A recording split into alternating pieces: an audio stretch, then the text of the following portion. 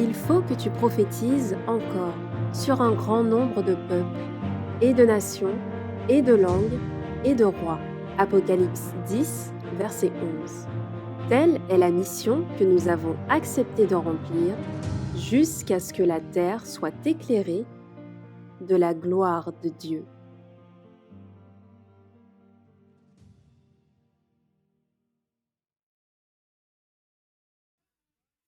Prions. Notre Dieu, notre Père céleste, merci pour cette opportunité que tu nous offres une fois de plus de pouvoir nous réunir. Et alors que nous allons ouvrir ta sainte parole, nous te demandons de diriger ce moment afin qu'il soit pour ta gloire et pour notre édification. Et nous t'en prions au nom de Jésus. Amen.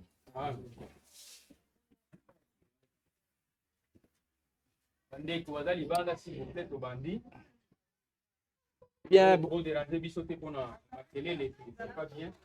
bonjour à toutes et à tous et bienvenue à chacun. Merci bien pour l'accueil. Et il s'agira pour nous d'avoir nous sommes déjà mardi et nous avons commencé notre séminaire depuis sabbat précédent. Donc, samedi, dimanche, lundi, mardi, nous sommes dans notre 4e jour. Et nous sommes dans un séminaire qui a pour thème le message des 3 anges. Ce message se trouve en quel livre? Chapitre combien? 14, du verset 6 au verset 12. Du verset 6 au verset 12, c'est exact. Et ce message comprend l'évangile éternel, qui est la vérité pour notre temps. La bonne nouvelle du salut en Jésus-Christ. Le salut de quoi? Le salut du péché, n'est-ce pas? Et Dieu nous invite à pouvoir accepter ce salut. Et la première proclamation commence en demandant « Craignez Dieu ». Craignez Dieu, nous avons vu que cela signifie de lui obéir et lui donner gloire. Nous avons commencé un peu à voir à quoi cela signifie, mais on va le voir d'une manière plus ample dans les sessions à venir. Car l'heure de son jugement est venue et adorer celui qui a fait le ciel, la terre, la mer et les sources d'eau. Nous avons vu qu'il y a ici une référence qui est faite au sabbat du 4e commandement. Et bien aimé, Dieu désire nous sauver de notre péché, n'est-ce pas? On l'a vu. Mais pour être sauvé de notre péché, nous devons savoir ce qu'est le péché. Et donc, nous avons défini ce qu'était le péché. Nous avons vu que le péché était la transgression de la loi. Et c'est pour cela que, comme le péché est la transgression de la loi et que Dieu nous invite à le craindre, autrement dit, à lui obéir, eh bien, nous avons commencé une investigation au niveau des 10 commandements qui sont cette loi. Lorsque nous l'observons, eh bien, nous pouvons dire, Dieu dit que nous le craignons. Et donc, nous sommes arrêtés hier au 8e commandement. Nous sommes arrêtés hier au verset 15. Et nous allons, durant cette heure, prendre les 2 derniers. Tu ne diras point, verset 16, Exode 20, verset 16, tu ne diras point de faux témoignages contre ton prochain. Lors des 3 dernières présentations, nous avons vu que le 6e, le 7e et le 8e commandement, en plus de n'être composés que de 2 mots, n'ont pas d'objet, ce qui n'est pas le cas avec le 9e commandement qui, lui, a pour objet ton prochain. En effet, c'est le premier des 10 commandements à avoir pour objet le prochain. Et le terme qui est traduit par prochain vient de l'hébreu réa, lequel est mentionné pour la première fois dans l'Écriture en Genèse 11, verset 3. Genèse 11, verset 3, où nous lisons ce qui suit. « Et ils se dirent l'un à l'autre, allons, faisons des briques et cuisons-les au feu. Et la brique leur tint lieu de pierre et le bitume leur tint lieu de mortier. »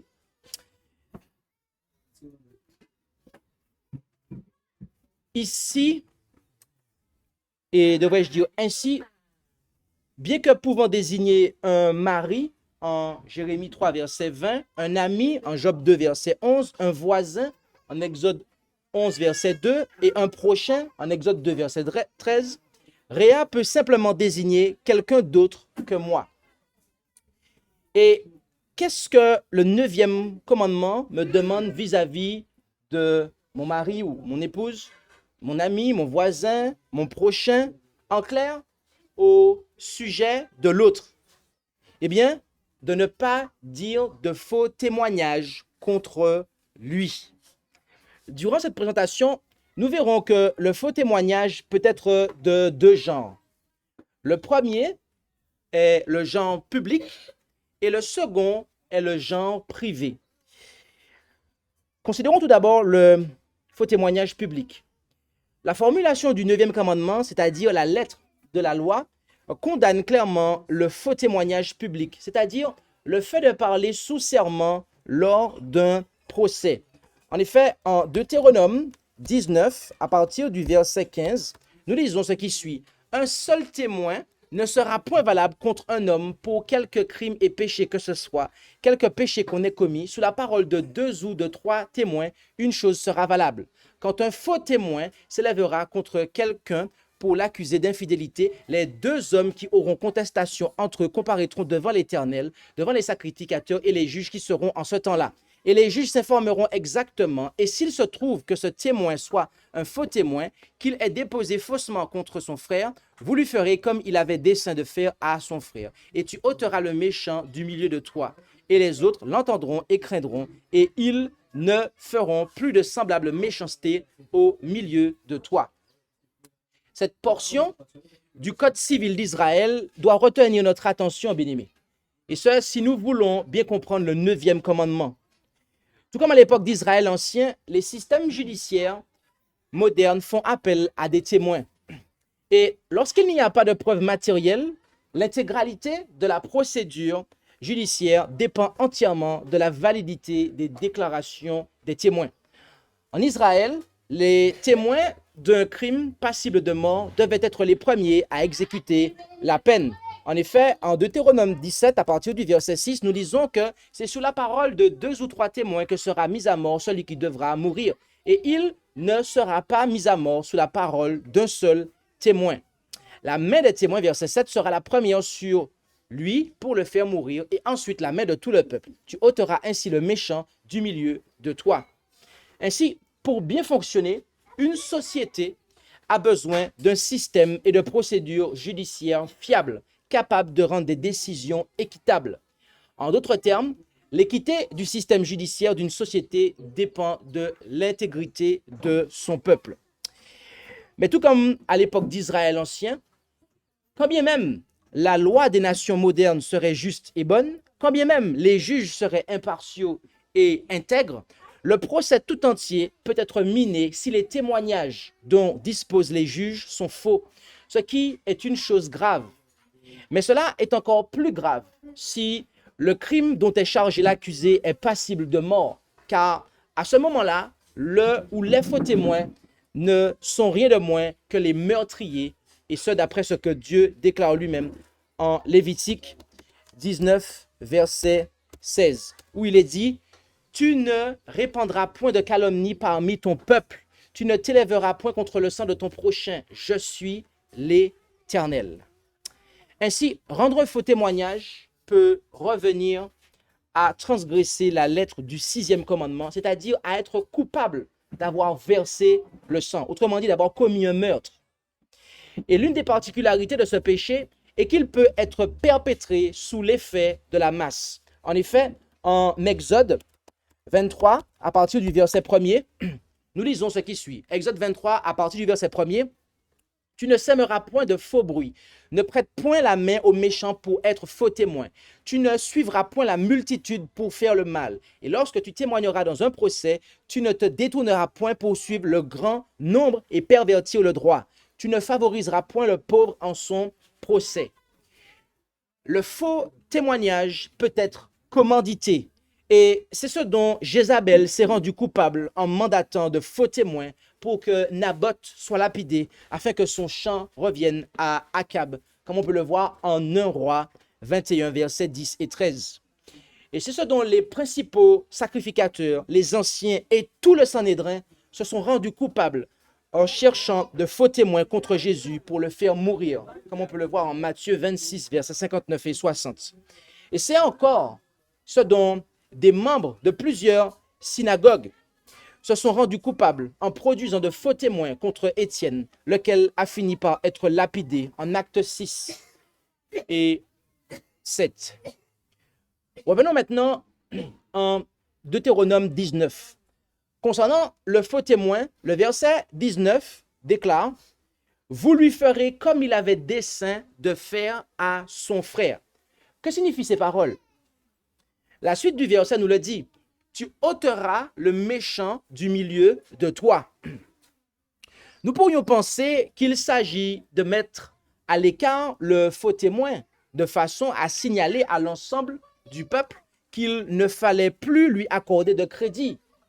Mais Proverbe 19 clarifie quelle était la nature de ce traitement. En effet, au verset 5 de Proverbe 19, nous lisons « Le faux témoin ne demeurera point impuni, et celui qui profère des mensonges n'échappera point. » Mais échapper à quoi?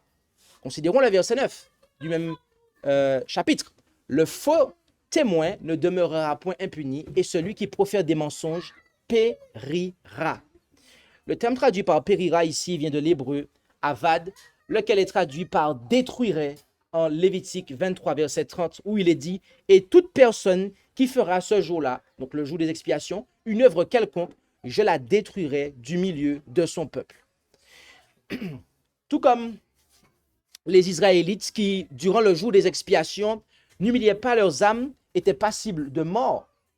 De même, les faux témoins qui s'étaient rendus coupables d'avoir commis ou d'avoir voulu commettre un meurtre en se servant du système judiciaire étaient passibles de mort. Le faux témoignage public ne se limite pas à accuser quelqu'un. En effet, en Lévitique 5 au verset 1er, nous lisons que lorsque quelqu'un étant témoin, après avoir entendu la parole du serment, aura péché en ne déclarant pas ce qu'il a vu ou ce qu'il sait, il portera son iniquité. Refuser de divulguer des informations lors d'un procès empêche de faire la lumière sur les faits, ce qui donne une fausse impression de ce que sont réellement les faits et revient tacitement à rendre un faux témoignage. Vous avez compris ça? Ça veut dire que lorsque vous savez quelque chose, en fait, vous devez le dire. Et bien souvent, c'est là que ça pose problème. Et des fois, on sait quelque chose. On sait que quelqu'un a mal agi. Mais on refuse de témoigner. On refuse de dire qu'il a mal agi. Parce que cette personne est notre ami. On le couvre. On ne veut pas qu'il ait de problème.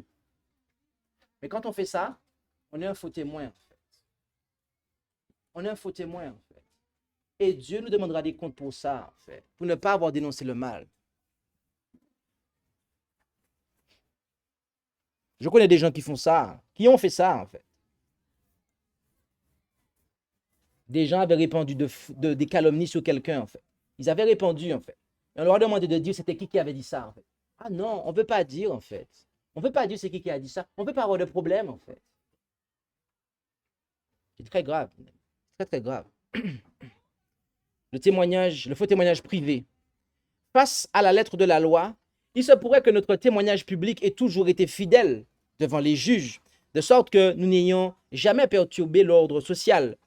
Mais le céleste juge qui voit et entend tous nos témoignages rendus en privé, pourra-t-il rendre le même verdict une fois que nous aurons été placés devant l'esprit de la loi? Dans le psaume 101, David promet à Dieu de marcher dans l'intégrité, c'est-à-dire dans le respect du 9e commandement. En effet, il est dit ici dans le psaume 101, « Je chanterai la grâce et la justice. L'Éternel, je te psalmodierai. Je prendrai garde à la voie de l'intégrité. Quand viendras-tu à moi? Je marcherai dans l'intégrité de mon cœur au milieu de ma maison. Je ne mettrai rien de mauvais devant mes yeux. J'ai en haine la conduite des transgresseurs. Elle ne s'attachera point à moi. Le cœur pervers s'éloignera de moi. Je ne connaîtrai pas le méchant. Je retrancherai celui qui médit en secret de son prochain. Je ne supporterai point celui qui a le regard hautain et le cœur enflé. J'aurai les yeux sur les fidèles du pays afin qu'ils demeurent avec moi. Celui qui marche dans l'intégrité me servira. Celui qui use de tromperie n'habitera point dans ma maison. Celui qui profère le mensonge ne subsistera pas devant mes yeux. Chaque matin, je retrancherai tous les méchants du pays pour exterminer de la cité de l'Éternel tous les ouvriers d'iniquité. Le cœur pervers, c'est-à-dire malhonnête, celui qui médit en secret, l'ouvrier trompeur, le menteur, sans compter ceux qui ont le regard hautain et le cœur enflé, étaient des personnes que David s'était engagé à retrancher du pays afin que les fidèles puissent servir Dieu dans l'intégrité avec lui. Et savez-vous pourquoi David était arrivé à un stade où il ne voulait plus de ses ouvriers dans son royaume? C'est parce qu'il avait compris que de telles œuvres sont en abomination devant l'Éternel. En effet, en Proverbe 6, verset 16, nous lisons, à partir du verset 7 jusqu'au verset 19, « Il y a 6 choses que hait l'Éternel, même 7 qui lui sont en abomination. Les yeux hautains, la langue fausse, les mains qui répandent le sang innocent, le cœur qui forme de mauvais desseins, les pieds qui se hâtent pour courir au mal, le faux témoin qui prononce des mensonges et celui qui sème des querelles entre frères. » Pourquoi Dieu a-t-il en horreur tout ce qui s'oppose à l'esprit du 9e commandement? Dieu est amour, l'amour agapé, d'après ce que nous lisons en 1 Jean 4, verset 8.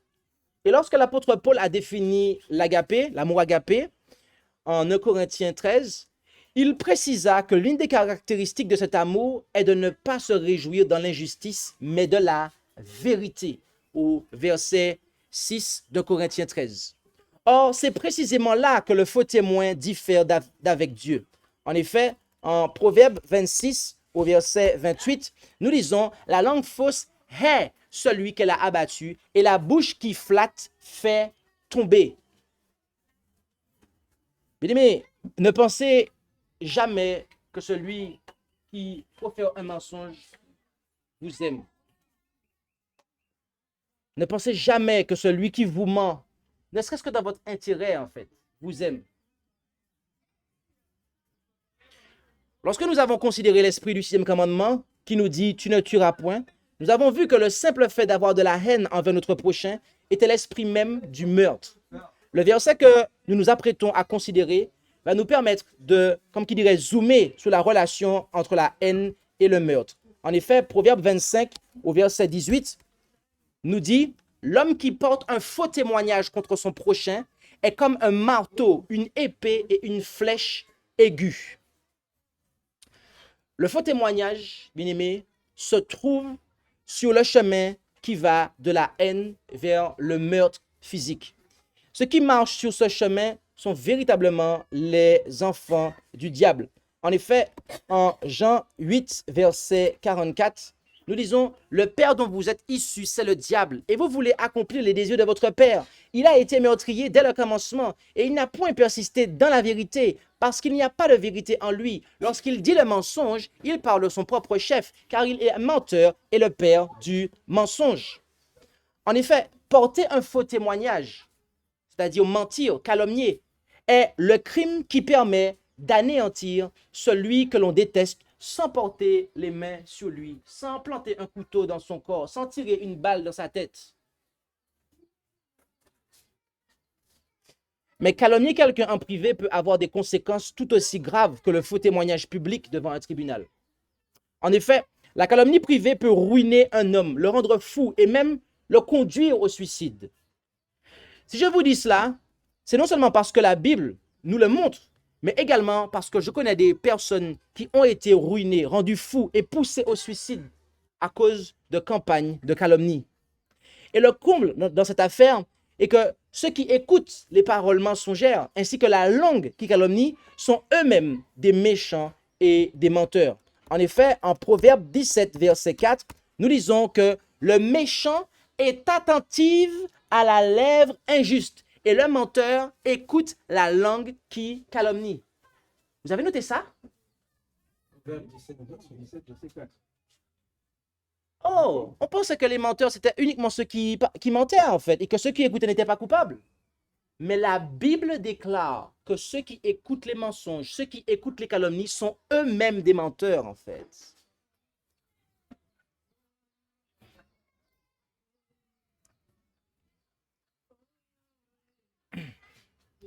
Retenez bien ce que ce verset nous apprend, car nous y reviendrons à la fin de cette présentation du 9e commandement.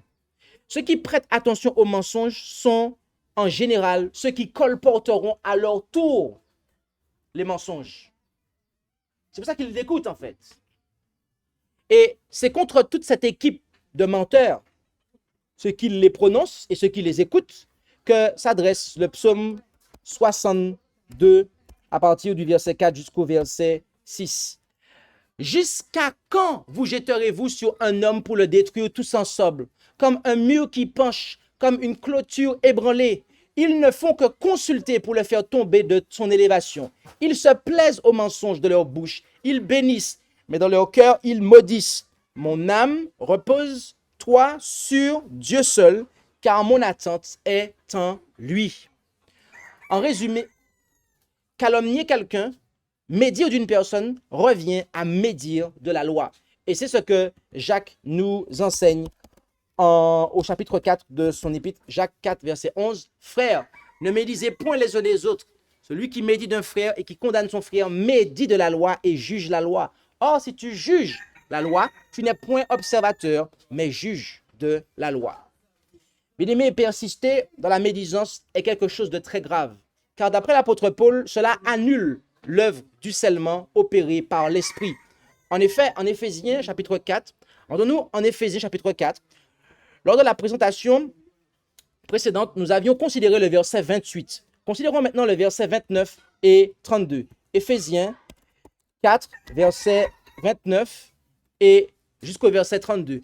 Qu'il ne sorte de votre bouche aucune mauvaise parole, mais que vos paroles soient propres à édifier utilement et qu'elles fassent du bien à ceux qui les entendent. Et ne contristez point le Saint-Esprit de Dieu par lequel vous avez été scellés pour le jour de la rédemption. Que toute amertume, toute animosité, toute colère, toute crierie, toute médisance soit bannie du milieu de vous, ainsi que toute méchanceté. Mais soyez les uns envers les autres bons, miséricordieux, vous pardonnant les uns aux autres comme Dieu vous a aussi pardonné en Christ. Bien-aimé, le scellement est l'action consistant à authentifier un document. Ainsi, par son esprit, Dieu authentifie et atteste l'œuvre de l'évangile dans la vie du croyant. En effet, en 2 Corinthiens 3, à partir du verset 2, nous lisons que vous êtes vous-même notre lettre écrite dans nos cœurs, connue et lue de tous les hommes. Verset 3, car il est évident que vous êtes une lettre de Christ, due à notre ministère, écrite non avec de l'encre, mais avec l'Esprit du Dieu vivant, non sous des tables de pierre, mais sous des tables de chair, celles du cœur.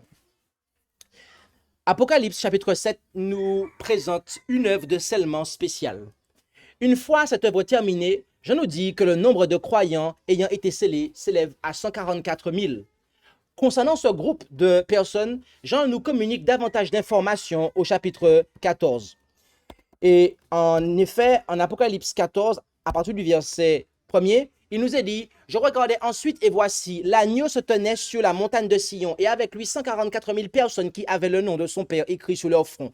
Et j'entendis une voix du ciel comme la voix de grosses eaux et la voix d'un grand tonnerre. Et j'entendis une voix de joueurs de harpe qui touchaient de leur harpe. Et ils chantaient comme un cantique nouveau devant le trône et devant les 4 animaux et les anciens. Et personne ne pouvait apprendre le cantique que les 144 000 qui ont été rachetés de la terre. Ce sont ceux qui ne se sont point souillés avec les femmes, car ils sont vierges. Ce sont ceux qui suivent l'agneau, où qu'il aille. Ce sont ceux qui ont été rachetés d'entre les hommes, comme des prémices pour Dieu et pour l'agneau. Et il ne s'est point trouvé de fraude dans leur bouche, car ils sont sans tache devant le trône de Dieu.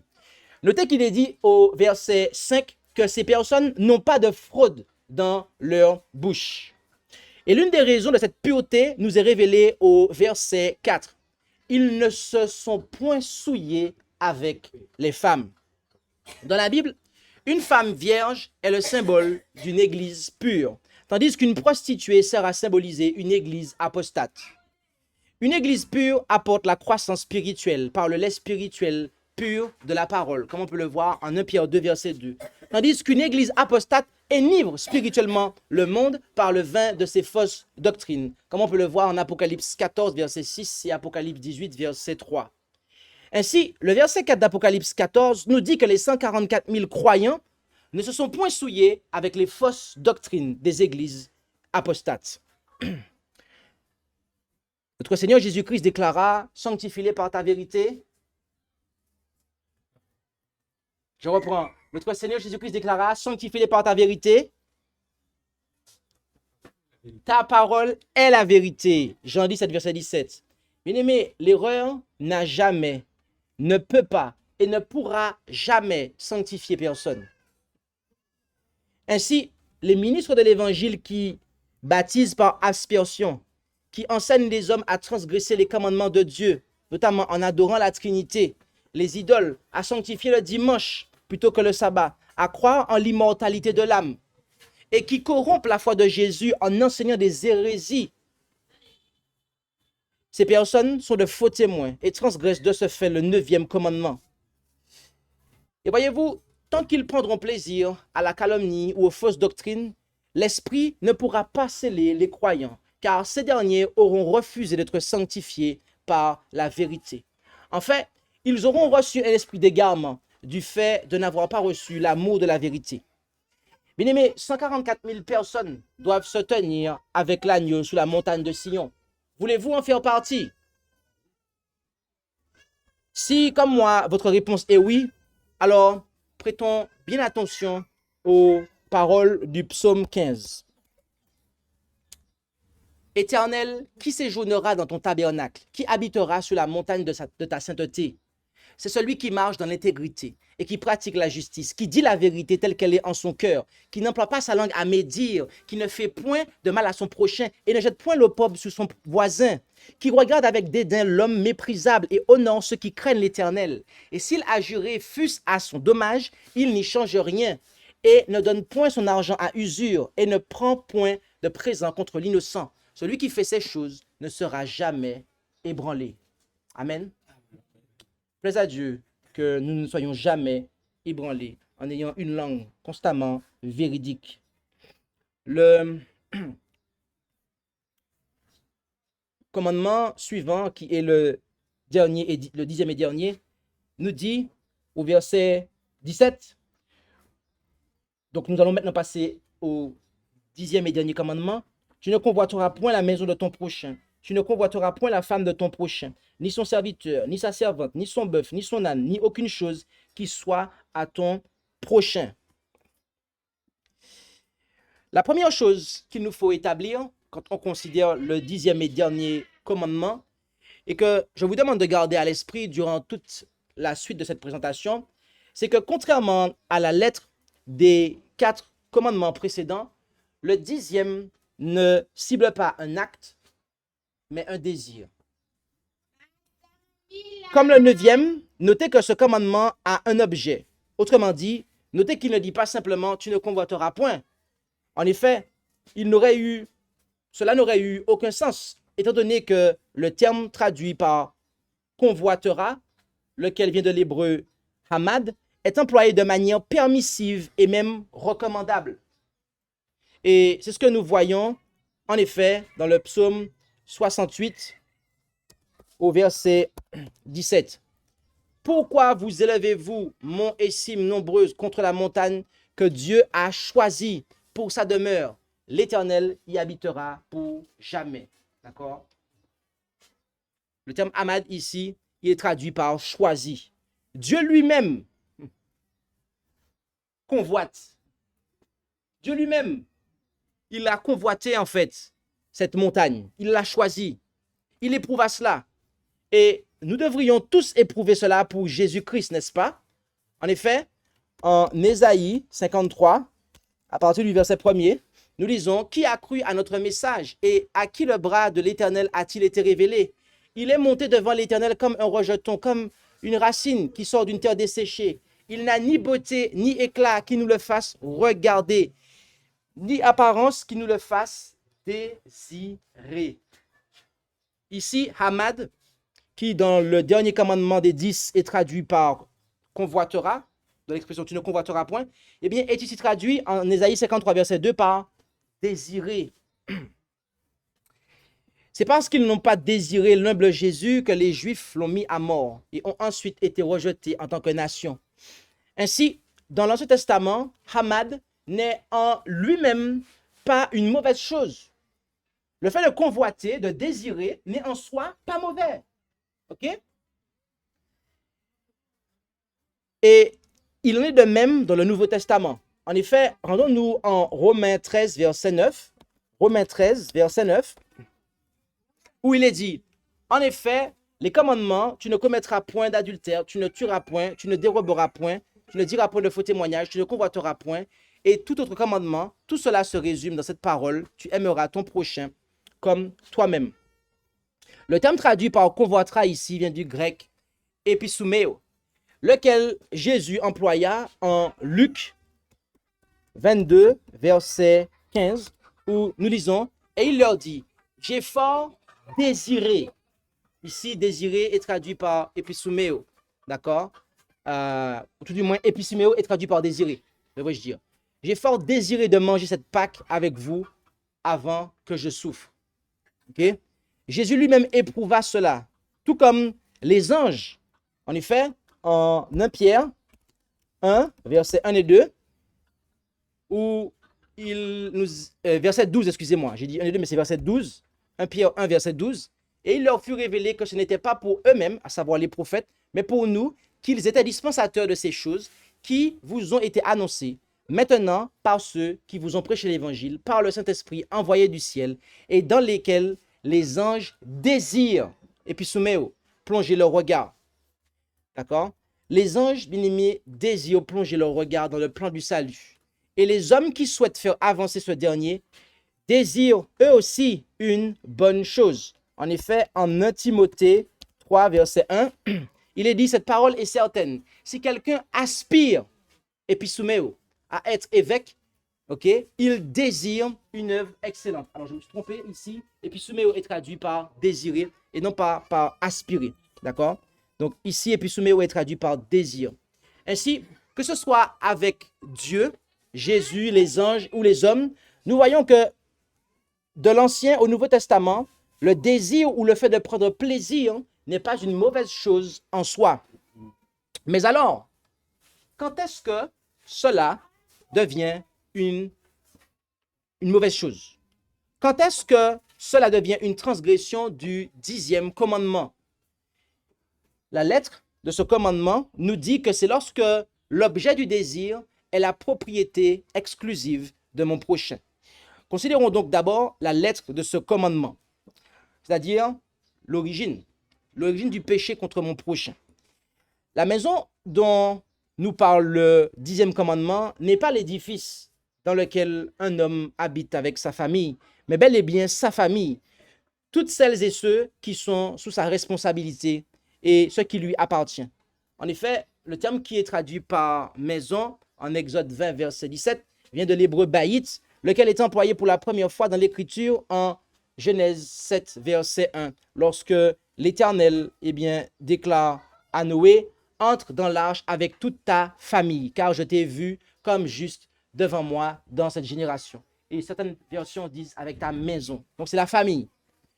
Noé n'est pas entré dans l'arche avec son domicile, mais avec sa femme, ses 3 enfants et ses 3 belles-filles. Donc les paroles disant, tu ne convoiteras point la femme de ton prochain, ni son serviteur, ni sa servante, ni son bœuf, ni son âne, ni aucune chose qui appartient à ton prochain, indiquent la composition de la maison de mon prochain, de son foyer, autrement dit, aujourd'hui. Et voyez-vous, saisir cette composition est une chose importante, car c'est parce qu'ils opèrent une distinction à cet endroit que les catholiques et les luthériens divisent le 10e commandement en 2 et joignent le premier et le second en un seul. Et comme nous l'avons dit au tout début de cette présentation, le 10e commandement ne cible pas un acte, mais un désir. Et c'est à cet égard,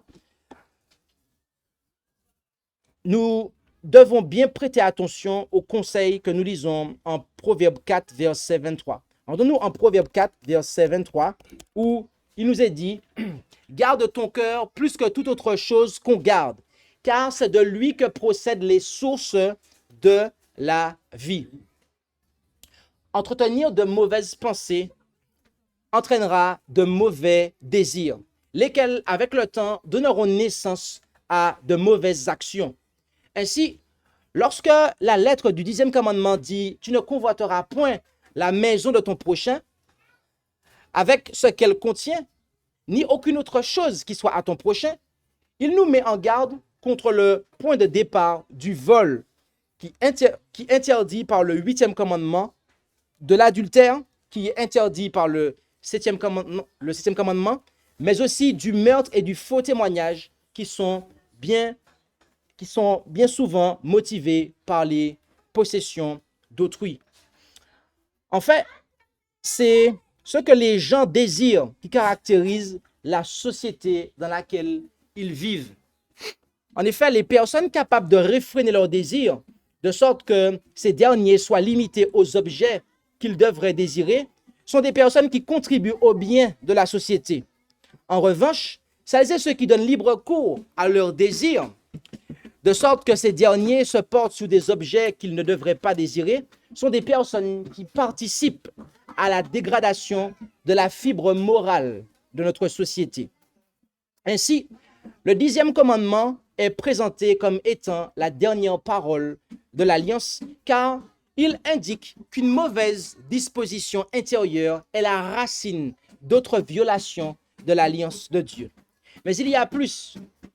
Dieu connaît toutes les pensées de notre cœur, d'après ce que David révéla à son fils Salomon en 1 Chronique, chapitre 28, verset 9, où il est dit en 1 Chronique, chapitre 28, au verset 9, « Et toi, Salomon, mon fils, connais le Dieu de ton père, et sers-le avec intégrité de cœur et une âme empressée, car l'Éternel sonde les cœurs et discerne tout dessein des pensées. Si tu le cherches, il se fera trouver de toi. Mais si tu l'abandonnes, il te rejettera pour toujours. » Et rien ne peut se dérober à ses yeux, d'après ce que l'apôtre Paul déclare en Hébreux 4, au verset 13. « Et il n'y a aucune créature qui soit cachée devant lui, mais toutes choses sont nues et entièrement découvertes aux yeux de celui auquel nous devons rendre compte. » Bien-aimés, réalisons-nous que Dieu nous demandera des comptes pour les pensées secrètes de nos cœurs?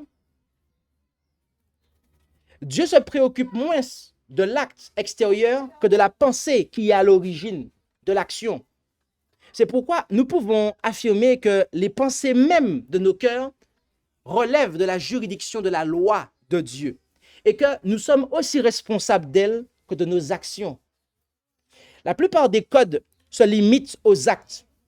Quelques-uns concernent les paroles, mais le décalogue, les 10 commandements, eh bien, est le seul code qui aille jusqu'aux pensées. En effet, en Matthieu 5, verset 28, nous lisons « Mais moi je vous dis que quiconque regarde une femme pour la convoiter a déjà commis un adultère avec elle dans son cœur. » La loi de Dieu est une loi spirituelle à laquelle les observateurs ayant une pensée charnelle ne peuvent pas se conformer, car elle doit être observée de cœur.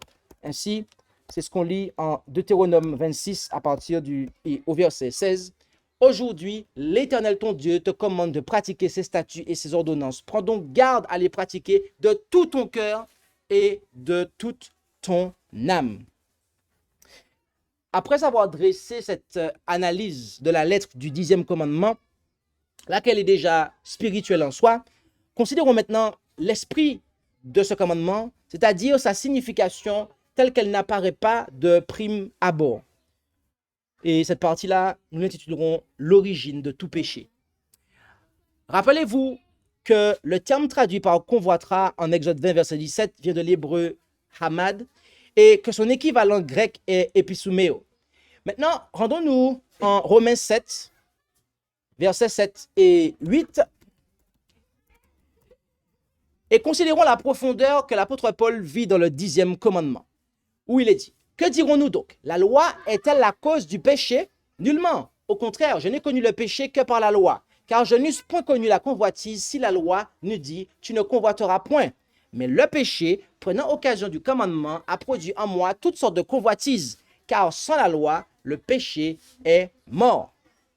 On pourrait croire que l'apôtre cite le 10e commandement tel un échantillon, mais tel n'est pas le cas. En effet, si Paul ne faisait que citer le 10e commandement tel un exemple, il n'y aurait alors que la transgression de ce commandement qui serait un péché, car 1 Jean 3, verset 4 dit que le péché est la transgression de la loi. Or, le fait que Paul ait choisi le 10e commandement ici est très significatif, car il expose que la convoitise est le principe qui sous-tend tous les autres péchés. Et c'est ce qu'il fit au chapitre précédent. En effet, en Romains 6, au verset 12, nous lisons que le péché ne règne donc point dans votre corps mortel pour lui obéir en ses convoitises. Vous pouvez lire les 22 autres versets du chapitre 6 et pas une seule fois, vous ne verrez la transgression de la lettre du 10e commandement comme étant le péché dont parle l'apôtre. Tout comme Paul, Jacques savait que la convoitise était à l'origine de tout péché. En effet, en Jacques 1, à partir du verset 13 jusqu'au verset 15, nous lisons que personne ne dise lorsqu'il est tenté, c'est Dieu qui me tente, car Dieu ne peut être tenté par le mal, et lui-même ne tente personne. Mais chacun est tenté quand il est attiré et amorcé par sa propre convoitise. Et après que la convoitise a conçu, elle enfante le péché, et le péché étant consommé engendre la mort. Où les apôtres ont-ils appris que tout péché a pour origine la convoitise? Pour le savoir, rendons-nous ensemble en Genèse, chapitre 2, à partir, et lisons le verset 9, où Hamad apparaît pour la première fois dans l'Écriture. C'est en Genèse 2, verset 9 que le terme traduit par convoitera, dont tu ne convoiteras point, apparaît pour la première fois dans l'Écriture. Et là, nous lisons, et l'Éternel, Genèse 2, verset 9, Dieu fit germer du sol toutes sortes d'arbres agréables à la vue et bons à manger, et l'arbre de vie au milieu du jardin, et l'arbre de la connaissance du bien et du mal. Ici, Hamad a été traduit par agréable, lorsqu'il est dit que « Et l'Éternel Dieu fit germer du sol toutes sortes d'arbres agréables à la vue ». Maintenant, prêtez bien attention à la manière dont nous allons analyser ce verset.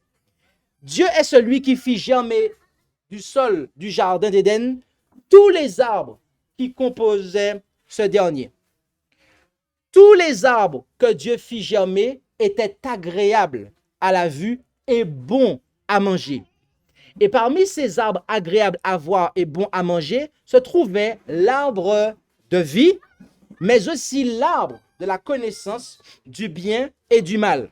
Oui, vous avez bien entendu ce que j'ai dit. C'est Dieu lui-même qui fit germer l'arbre de la connaissance du bien et du mal, lequel, tout comme les autres, était agréable à voir et bon à manger.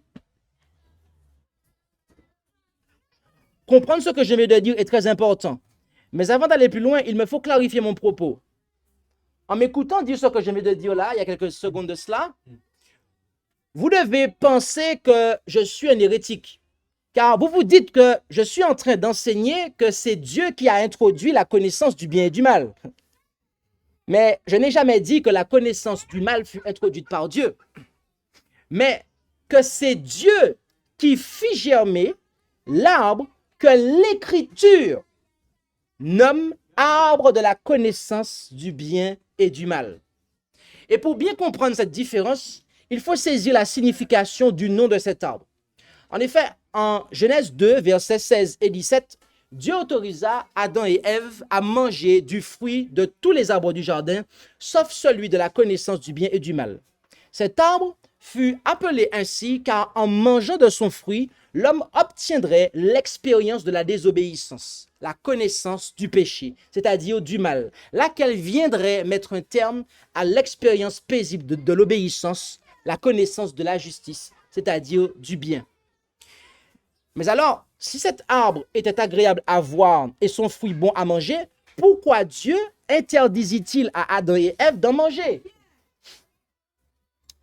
Tout simplement parce que Dieu voulait tester la loyauté des êtres moralement libres qu'il venait de créer. Et Genèse 3, verset 6, nous donne le résultat du test. En effet, et la femme vit que l'arbre, le fruit de l'arbre tout du moins, était bon à manger et qu'il était agréable à la vue et que l'arbre était désirable pour devenir intelligent. Et elle prit de son fruit et en mangea et en donna à son mari auprès d'elle et il en mangea. Ici, Hamad a été traduit par désirable. D'après vous, à partir de quel moment le péché est-il entré dans notre monde? Était-ce lorsqu'Ève mangea du fruit? Non. Ce fut lorsqu'elle convoita ce dernier dans son cœur. L'acte de prendre le fruit et d'en manger n'était que la conséquence naturelle de s'être exposé à la convoitise du fruit défendu. Et de manière à illustrer tout ce que nous avons dit sur Genèse 2, verset 9 et Genèse 3, verset 6, prenons l'exemple suivant. Dieu donne à un homme une femme agréable à la vue. Et cette femme est alors, de ce fait, étant mariée à cet homme, elle est alors défendue à tous les autres hommes. Est-ce une faute de la part du Créateur d'avoir accordé à cet homme la possession exclusive de cette femme? Pas du tout. Celui qui a tort est l'homme qui convoite cette femme défendue en vertu du 7e commandement qui, pleinement révélé dans le 10e, l'interdit de commettre l'adultère dans son cœur avec elle.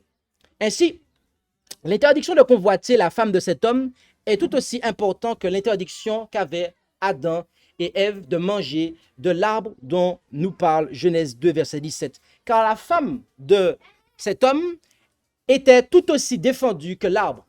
Par conséquent, le péché entra dans ce monde par la convoitise de ce qui avait été défendu. L'acte de prendre le fruit et d'en manger n'était que la conséquence naturelle de s'être exposé à la convoitise du fruit défendu. Et j'aimerais maintenant attirer votre attention sur le caractère de la convoitise qui introduisit le péché dans notre monde. Avant de nous rapporter l'action de Ève vis-à-vis du fruit, le texte biblique prend le temps de mentionner à 3 reprises à quel point l'arbre était charmant. En effet, en Genèse 3, verset 6, il est dit « Et la femme vit que, 1. Le fruit de l'arbre était bon à manger, et 2. Qu'il était agréable à la vue, et 3. Que l'arbre était désirable pour devenir intelligent. » Notez que l'arbre faisait appel à 3 choses. L'arbre faisait appel à 3 choses. À son goût, à sa vue et à son désir d'une sagesse accrue. Et c'est ce à quoi l'apôtre Jean fait référence en 1 Jean 2, versets 15 et 16, où il est dit « N'aimez point le monde, ni les choses qui sont dans le monde.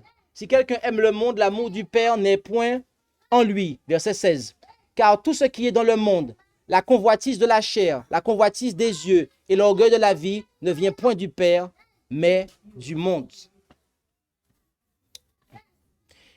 Les hommes disent qu'il y a 7 péchés capitaux, alors que la Bible montre qu'il n'y en a que 3.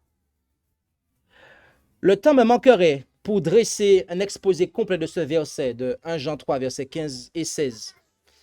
Et c'est pour cela que nous n'allons pas nous pencher dessus entièrement.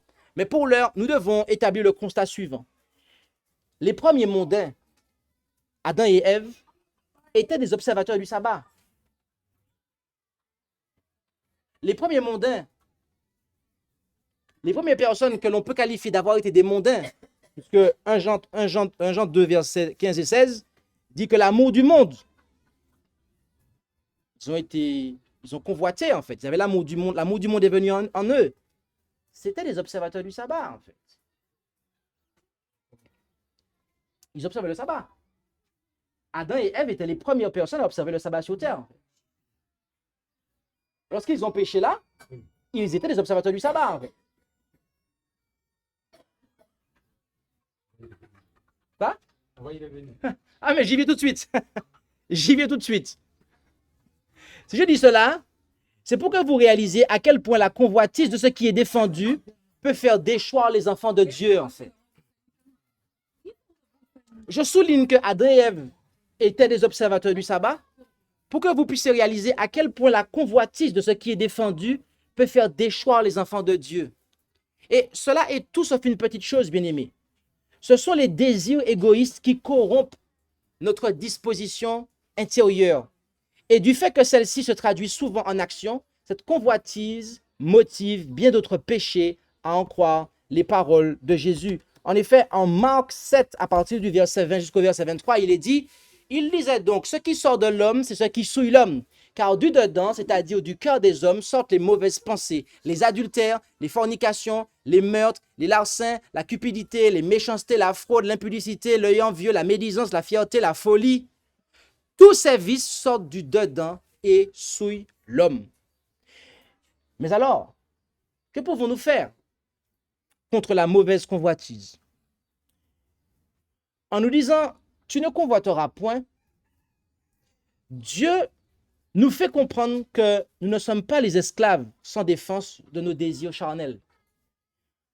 En nous se trouve une force, la volonté, qui, si nous la plaçons, cette volonté, sous le contrôle du Christ, peut surmonter chaque désir illicite que nous pouvons avoir.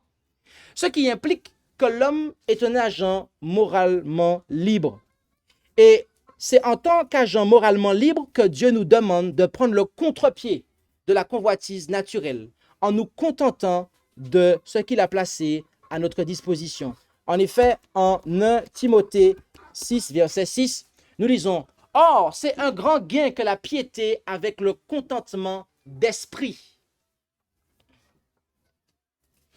Si Ève s'était contentée du fait qu'elle pouvait manger de tous les autres arbres du jardin d'Éden, elle n'aurait jamais vu comme une privation le fait d'être loyale à Dieu. Aujourd'hui encore, c'est parce qu'ils ne se contentent pas de leur conjoint que des hommes et des femmes commettent adultère.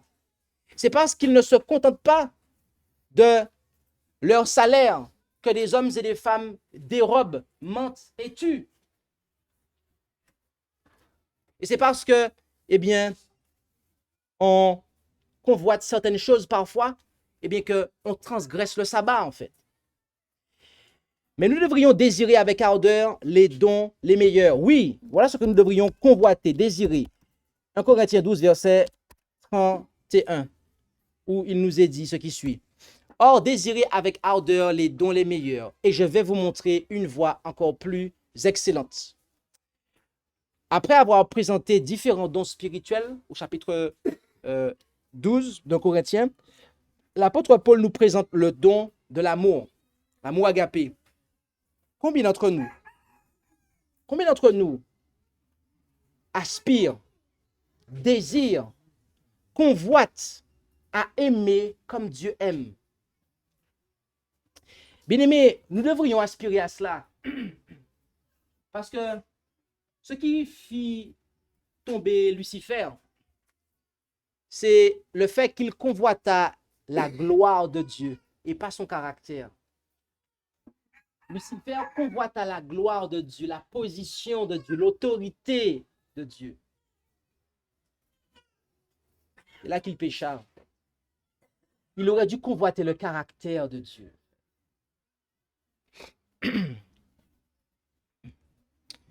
Nous devrions tous aspirer à ce don, au don de l'amour, le don du caractère de Dieu, car c'est en lui que s'accomplit la loi. Nous devrions tous aspirer avec ardeur à ce don, car il s'agit, bien aimé, du caractère de Dieu. Combien d'entre nous aspirons à cela? Moi, je le veux. Et si vous le voulez, alors prions ensemble.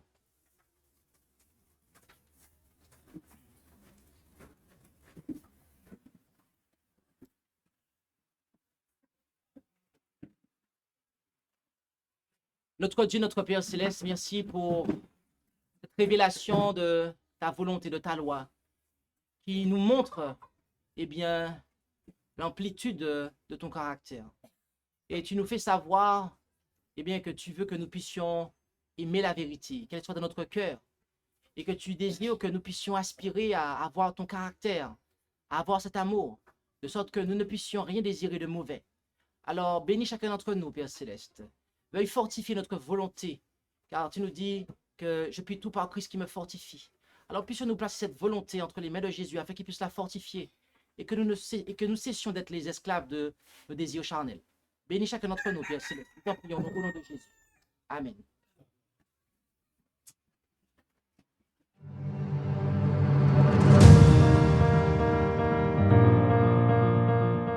Merci d'avoir écouté cette présentation.